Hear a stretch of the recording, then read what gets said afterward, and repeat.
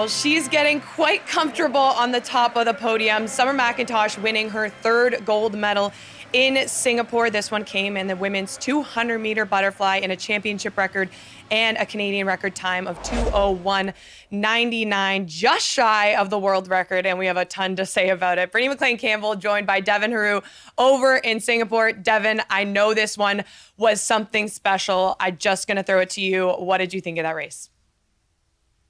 Absolutely electrifying, wasn't it, Britt? I think we were all very excited about this race, and I think we were all wondering how much Summer McIntosh was going to go for that world record, and I think we got a resounding answer.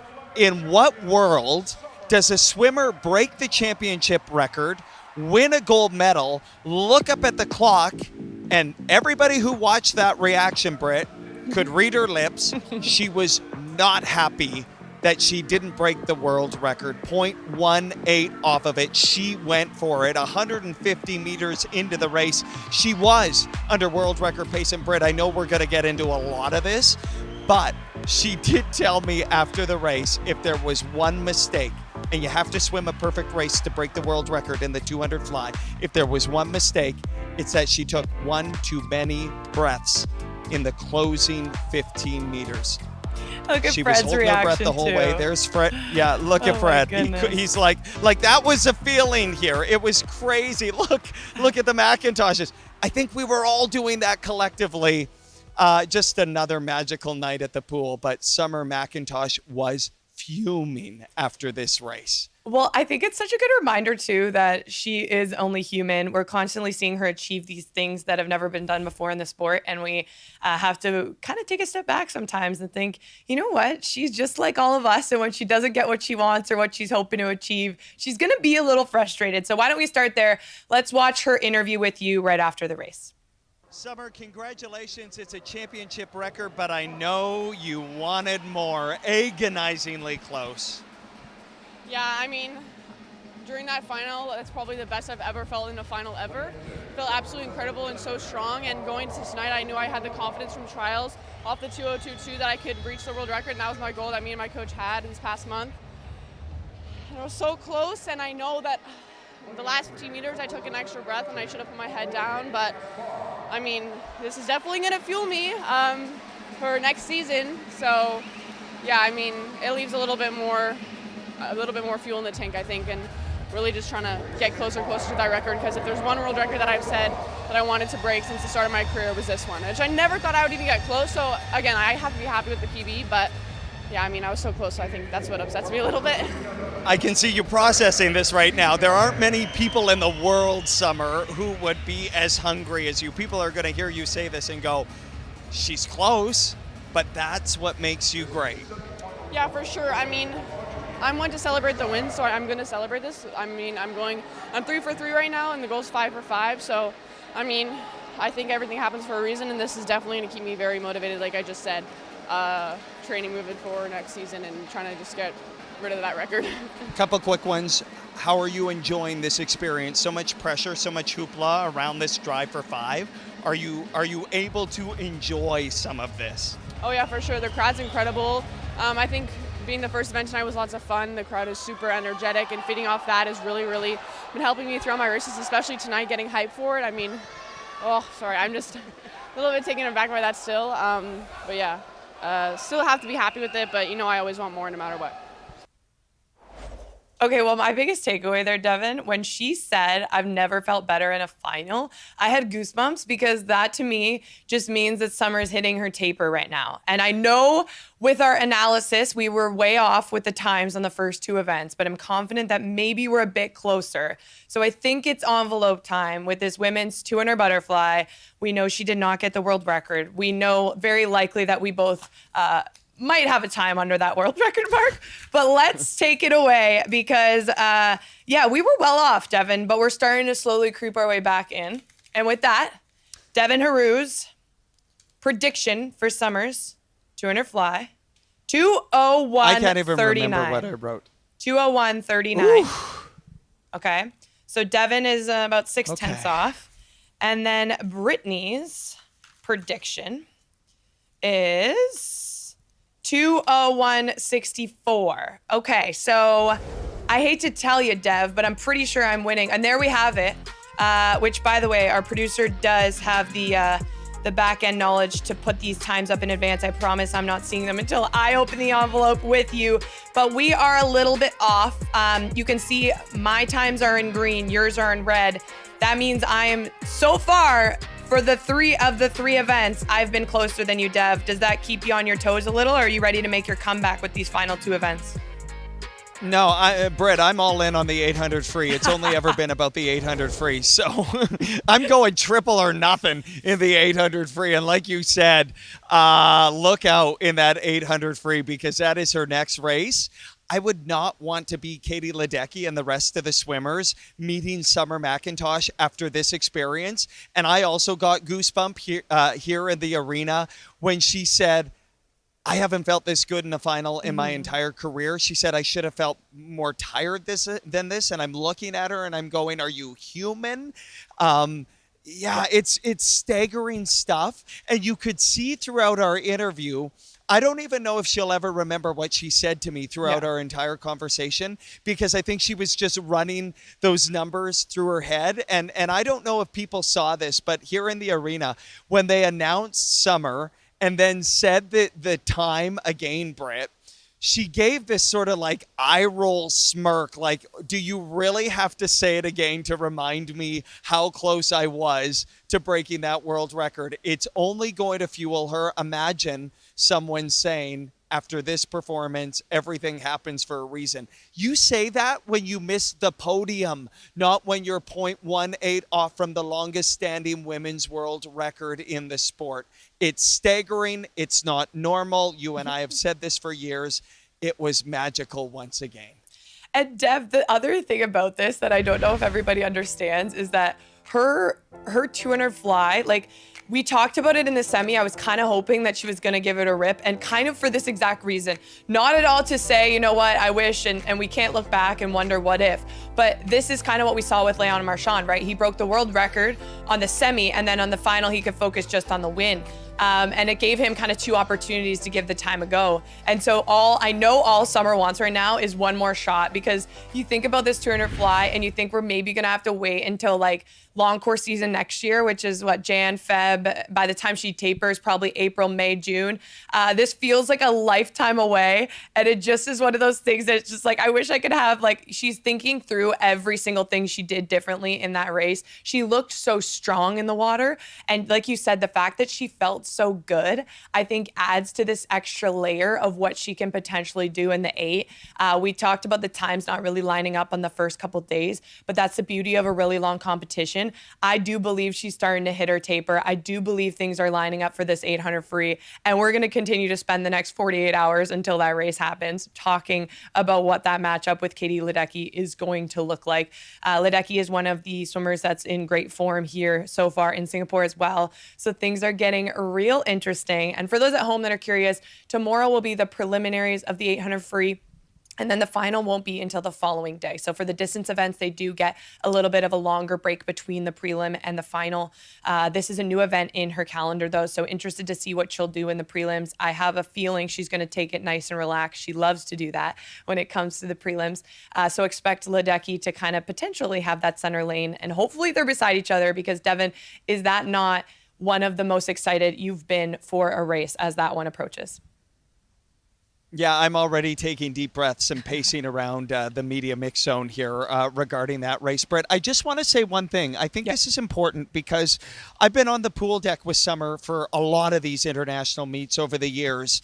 One thing that's really special among a lot of things is that she is always information gathering. She's always checking in with her body. She always comments about how she's feeling after a performance. What I'm hearing throughout these World Championships is that she's feeling a lot fresher than I think she thought she would be with these doubles and with 5 individual events. I think we should pay attention very closely to what Summer is telling us, because I think coming into this, she thought, I might want to play it cautious in those semifinals, like you say, or I might want to sort of energy conserve in other places. I think the next time Summer's in an international meet, 5 individual events, it's probably going to look a lot different because right now it sounds to me like she's not fully emptying the tank in some certain spaces, and that is a very, very scary proposition. And she's also gotten a chance to, she thought tonight maybe she'd have the 200 free on the relay at the end of the night. So hopefully, because she did not swim that race, the Canadians were about 10 seconds away from what looked like podium potential. So I think a really smart decision, knowing that Mary-Sophie Harvey is injured, to be able to give the youngsters a chance at that race. And we'll get there before we close the show. But for Summer to have the rest of her evening off, I think she'll have been able to do a nice warm down. She'll be nice and relaxed. She'll get to bed a bit earlier tonight. She said she's been sleeping great. You said we should read into everything she says. I literally read into everything she says, Devin. I'm so dialed in. I'm ready to go. More from McIntosh to come. But that was not the only highlight from the pool. And so we do want to give a little bit of love to the hero of the day, Blake Tierney. What a moment it was in the preliminaries. And I want to make sure we get some of the viz up on the screen. In the preliminaries, Blake Tierney broke the Canadian record from out in lane 8. You rarely see this happen, but when it happens, it is so fun to see. He drops, I'm gonna read this because I wanna make sure I get it absolutely accurate. He came into today with a personal best time of a 1:56.74. Then in the prelims, he ripped a 1:55.17 to get the top seed going into final. So for Blake, the big goal here was to have a gutsy swim on the outside lane to try to get himself into that semi. And not only did he get himself into the semi, Devin, he was in the middle lane of the fastest semifinal. Absolutely incredible day for Blake Tierney, and it really felt like he had something to prove here in Singapore. He was so disappointed, Britt, with his performance at the Canadian trials in the beginning of June. He told me, I've been working hard, I've been training hard, and now it's all paying off. On the biggest stage, he broke, like you said, the national record not once, but followed it up and did it again here tonight. And he just seems to be getting more confident. He was just, he walked over here, Britt, to talk to me after this race tonight, and he was confident, shoulders back, proud of what he does. Like you said, middle lane in the second semifinal. It was brilliant to watch.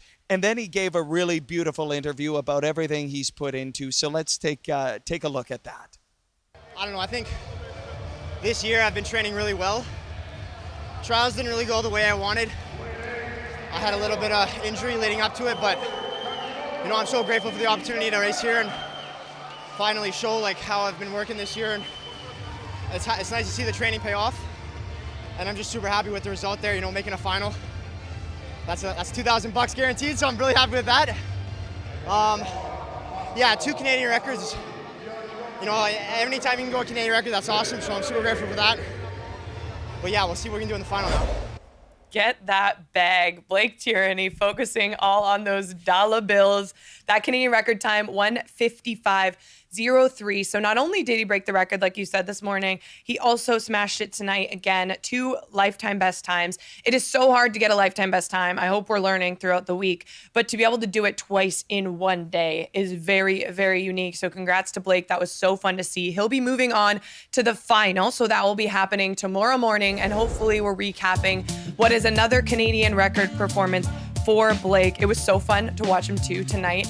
The first 50, he was out under world record pace. So I just love when swimmers are not scared to absolutely go for it. And Blake is one of those athletes that makes swimming so fun to watch. So congrats to Blake. More to come for him. And yeah, we get to see him in that big boy final tomorrow. The field is faster already than it was in Paris last year. And he didn't even get the chance to swim in the semi last year. So for him to be able to move on to the final is a huge, huge kind of a next bump in his career when he sets his mark on the rest of the world. So that's great. Speaking of another event that we were really excited to watch tonight, unfortunately just fell on the side of what we were hoping for. Kylie Moss and Ingrid Wilm in the women's 50 backstroke.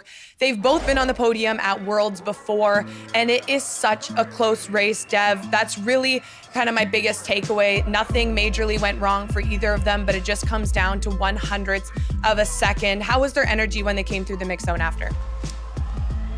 Yeah, I mean, they were both pleased with their performance, and you're bang on with your analysis to no one's surprise, Brittany. This is madness in the pool. It's 50. It feels like 25 meters at times, but 50 meters of madness. And look at this. I mean, it's blanketed across there, and it really felt like Kylie was going to find a way, like she has so many times in her career, to touch the wall in a podium time. She was 0.03 away. I mean, we're talking like that, right? That's an and extra so that manicure. is the difference. The margins, yeah, exactly. The margins, Britt, so slim in that race. But, you know, Kylie's a gamer, and for so long, for so many years, she's been right at that like 27.3. Obviously, she got down to 27.13 to break her Canadian record a couple of months ago. But she's just consistently great in the finals, and she was just about there again. I love the 50-meter backstroke on the women's side. I just think it's a beautiful, fun, riveting race to watch. Partly because Kylie's always in the mix. And you know what? That's the last gold medal she won, Britt. She won gold in that event in 2022, and she's right around the podium still. It is incredible to me. Well, it's a fun race to watch, and it's extra fun anytime there are two Canadians in a big final like this at a World Championship. So we had a ball watching it. Congrats to both Ingrid and Kylie. Phenomenal swimming so far, and we'll likely see them on a relay to close out the meet. So definitely not the last of it. Ingrid, too, entered in the 200 backstroke, so more to come for sure. But we speak a lot about lifetime bests, and another one of my highlights today was watching Oliver Dawson knock about a second off his personal best time in his first big semifinal. He got to win his first medal the other day in that mixed medley, and then to come to the meet in his individual races and throw down. So far, he's 2 for 2, right on where he wants to be. Talk to me a little bit about what he said coming through the mix zone, Devin, and how he felt about that race. Britt, it's so special to watch these young athletes meet the moment, and meet it twice did Oliver Dawson here today. A lifetime best in the morning, a lifetime best at night. He's 17 years old, from Grand Prairie, Alberta, and his dad, Alex Dawson, is his coach. I've had a lot of conversations with Alex throughout the week. You want to talk about proud dad vibes, Britt?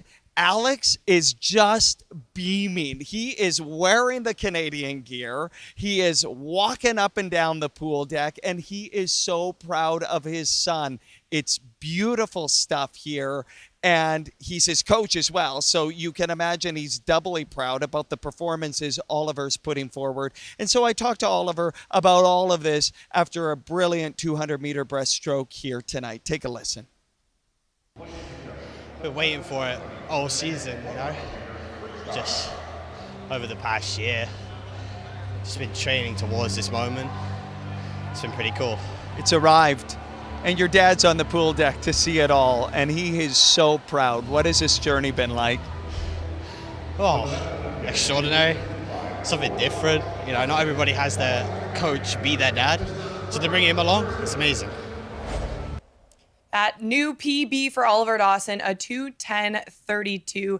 Unfortunately, just shy of getting through to the semifinal, but so much to take away, so much to learn. He was by no means expected to make it into that top 16, and he goes a lifetime best in the semi, which I know sounds like, okay, yeah, you're at these big meets, you're going to PB, but it truly is such a science to continue to drop time. And when you're under the lights, these moments can sometimes get the best of you. But these athletes, especially the Canadians that are just climbing onto this international scene, are putting on a bit of a show when it comes to these finals. And speaking of that, we're going to close by quickly talking about that women's 4x200 freestyle relay. That was a really young and inexperienced team, and yet they swam very well. The splits across the board, I'm going to read them quickly. Brooklyn Duthray, a 158.58 to start it off. Sienna Angove, a 157.86. Ella Cosgrove, a 158.64. And then Ella Jansen anchoring in a 157.44. So quick analysis. From top to bottom, that was a strongly placed relay.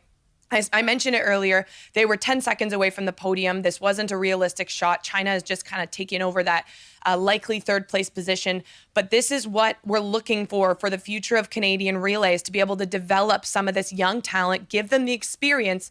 I remember my first ever relay was in 2011 at the Shanghai World Championships, and then to be able to stand on the podium 5 years later at the Olympic Games. Every single year, we just inched our way up. We started at 7th, then to 5, 6, then all the way up to 3rd. So this is very, very encouraging for a young group, Dev.